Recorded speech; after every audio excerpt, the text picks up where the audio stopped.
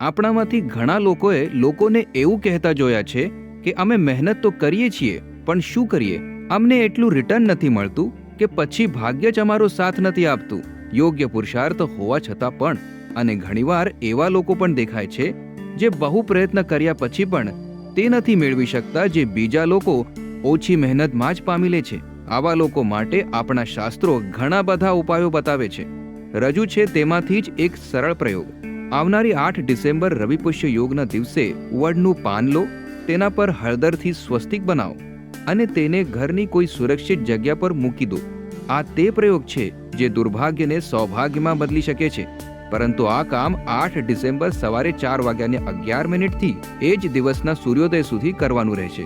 સાથે જ તમને એ જણાવી દઈએ કે આ એક સર્વસિદ્ધિકર યોગ હોવાને કારણે મંત્રસિદ્ધિ અને ઔષધિ પ્રયોગ આ દિવસે વિશેષ ફળદાયી સાબિત થશે. અને જપ, ધ્યાન, દાન, પુણ્ય મહાફળદાયી હોય છે.